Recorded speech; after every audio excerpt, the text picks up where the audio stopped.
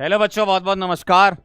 और आज का टाइटल आप लोगों को समझ में तो आ ही गया होगा कि आज का टाइटल जो है वो अपने आप में आपके लिए बहुत बड़ा चैलेंज रहा है।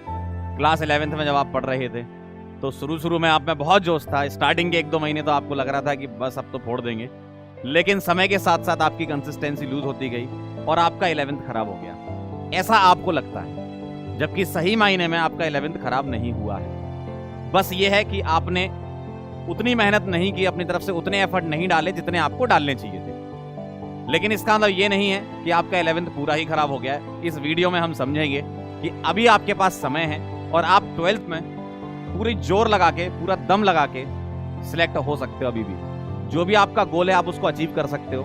आपका गोल जेई हो, आपका गोल नीट हो या कोई अदर एग्जाम हो, आप अभी भी अचीव कर सकते हो। बस आपको अपने ऊपर भरोसा होना चाहिए। तो इस वीडियो में हम समझेंगे कि हम आगे किस तरीके से चलें। 12th में हमें बोर्ड में अच्छा स्कोर करना है, कैसे हम स्कोर करें। 11th की पीछे की जो चीजें छूट गई हैं, जो आपको लगता है कि खराब हो गई हैं, वो एक्चुअल में खराब नहीं थी, वो मैं बताऊंगा आपको। शुरू करें फिर? तो जरा ध्यान से सुनिएगा बात को। सबसे पहली बात तो ये है, थोड़ा लिख लिख के समझाने की आदत है, मास्टर आदमी है ना, ठीक है। तो पहली बात तो ये कि 11th में ऐसा क्या हुआ आपके साथ कि आपको ऐसा फील आने लगा। सबसे पहली बात जब आप 10th क्लास में थे तो 10th क्लास में आपका जो सिलेबस था वो उतना नहीं था जितना आपका 11th में बढ़ गया।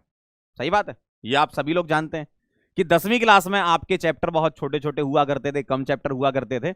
और 10वीं से जो 11वीं में आपका ट्रांजिशन हुआ ना, ये ट्रांजिशन आप समझ नहीं पाए कि क्या हो रहा है जिंदगी में।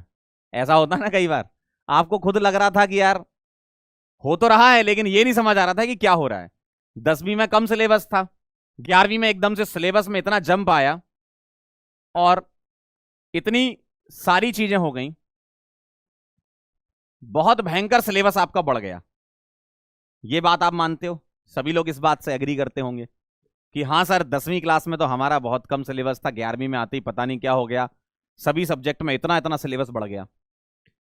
तो 10वीं से 11वीं में आपका भी ट्रांजिशन हुआ भाई। आप भी बायोलॉजिकल ग्रो किए, 10th से 11th में आए, आप एकदम से बड़ा महसूस करने लगे अपने आप को कि यार हम बड़े हो गए। ऐसा लगता है भाई 11वीं में जब हम आ जाते हैं तो सबको ही लगता है, हमको भी लगता था।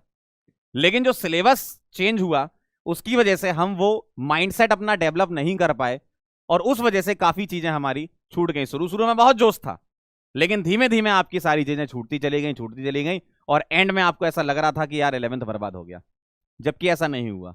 कैसे, आइए जरा समझते हैं। अगर हम एक लाइन ड्रॉ करें, अगर मैं इस लाइन को आपको समझाऊं कि भाई साहब ये लाइन जो है, आप यहां खड़े थे 11th में, आप 11th में यहां खड़े थे और ये आपका गोल है, ठीक है।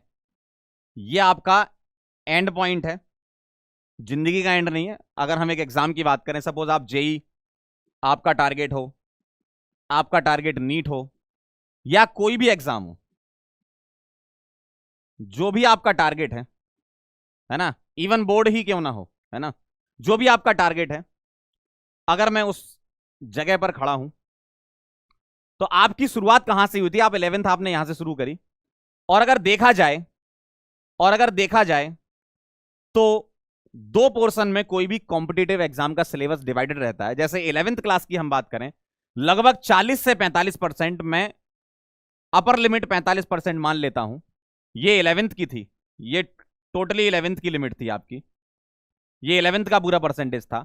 और 55% आपका 12th का, जो कि अभी बचा है। लेकिन अभी आपको अपनी शक्तियों का अंदाजा नहीं है।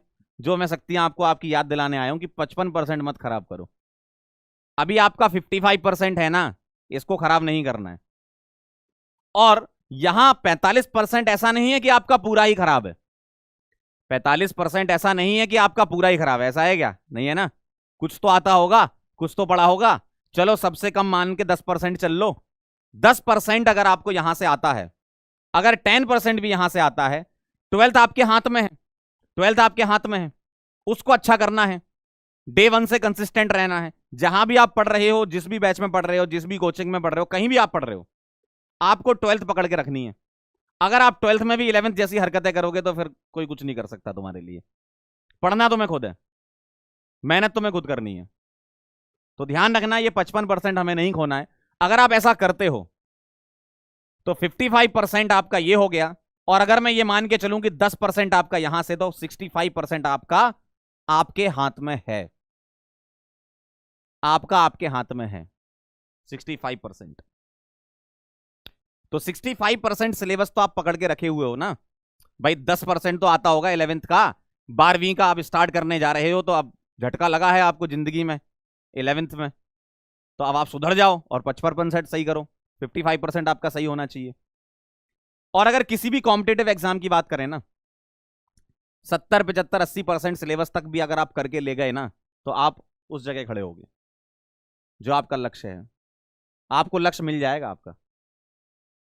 इसका मतलब यह है कि हमें 65% से ज्यादा 15% और ऐड करना है इसमें, तो हम पहुंच गए 80% की लिमिट में। यानी कि आपका काम हो चुका है, आपका काम हो चुका है भाई। अब अगर आप और आगे चलते हो तो बहुत अच्छी बात है, 100% कर लो। हम तो यही चाहेंगे कि भाई 100% कर लो। लेकिन अगर देखा जाए जिंदगी में, जब आप 12th क्लास में जाओगे तो उतार चढ़ाव भी आएंगे, है ना। तो उन सब चीजों का फैक्टर भी मैं मान के चल रहा हूं। तो मैं ये मान के चलता हूं कि 80% तो कर लोगे ना। तो 80% अगर तुमने सिलेबस कवर कर लिया, इसका मतलब आप एग्जाम क्वालिफाई कर ले जाओगे। तो सर क्या करना है इसके लिए? गणित तो हमने समझा दिया आपको। अब करना क्या है आपको?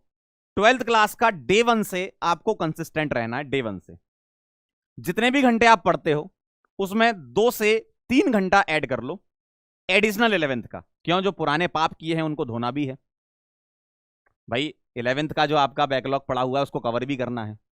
तो सर इसको कैसे करें? आइए जरा उस चीज को भी समझते हैं।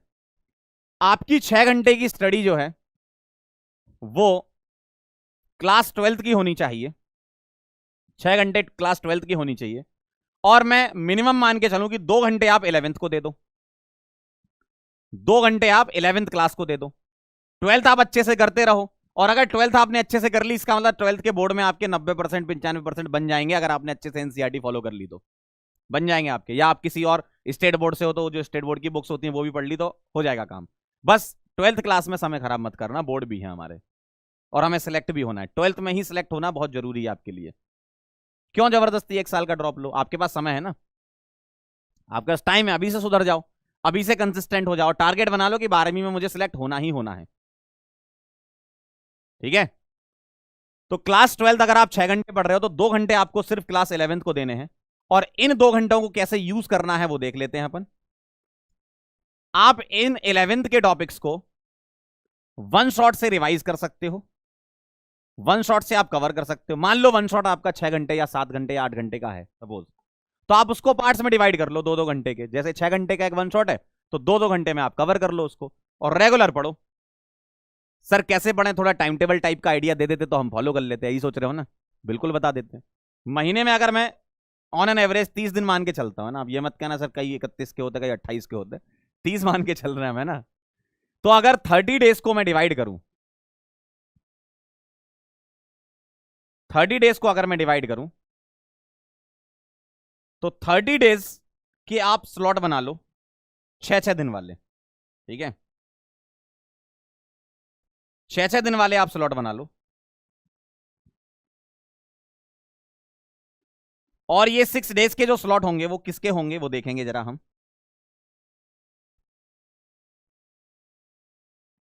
6-6 दिन के आप स्लॉट बना लो। आप उसमें ये करो कि भाई 6 डेज मुझे फिजिक्स कवर करनी है, केमिस्ट्री कवर करनी है, मैथ्स या बायो कवर करनी है। ठीक? फिर फिजिक्स कवर करनी है, केमिस्ट्री, मैथ्स एंड बायो। इस तरीके से साइकिल बन जाएगी आपकी, है ना। इसका मतलब ये है कि आप उसको ऐसा भी कर सकते हो भाई। कई टैलेंटेड लोग भी होते हैं कि हम फिजिक्स केमिस्ट्री मैथ एक साथ करना चाहते हैं एक ही वीक में। तो 2-2 घंटे में जो आप कर रहे हो, मंडे को आपने फिजिक्स के 2 घंटे कर लिए, ट्यूसडे को आपने केमिस्ट्री के कर लिए, वेडनेसडे को आपने मैथ्स या बायो के कर लिए, एंड सो ऑन। इस तरीके से आप रोटेशन अल्टरनेट भी चल सकते हो। या आपकी इच्छा की नहीं सर हम इस हफ्ते में ये चैप्टर कवर करना चाहते हो तो वो कवर कर लो। तो ये 2 घंटे अगर आप लगाते हो तो मुझे लगता है कि आप 30 दिन में 5 चैप्टर तो कवर कर ही लोगे। और ऐसा आपको स्टार्टिंग से करना है। ऐसा नहीं कि हम जाग रहे हैं दिसंबर में कि सर अब बता दो अब हम कर लेंगे। जो इंसान अभी बताने पे नहीं कर रहा है ना, तो कोई गारंटी नहीं है कि दिसंबर जनवरी में बताएंगे तो कर लेगा। डे 1 से शुरू करना है। 12th क्लास का डे 1 जब चालू होता है ना, उसी समय आपके जो स्टडी टेबल है उसके सामने लिखा होना चाहिए मेरा सिलेक्शन होगा। इतना कॉन्फिडेंस आपको होना चाहिए और उसी को बार बार देखना है। और डे 1 पे जो आप शपथ लेते हो ना कि मैं तो सिलेक्ट होके ही रहूंगा, तो उसको डे लास्ट तक भी रखना। लास्ट डे तक भी अगर आप उसी चीज को कंसिस्टेंसी के साथ फॉलो करते हो ना, तो आपका सिलेक्शन हो जाएगा, कोई नहीं रोक सकता आपका।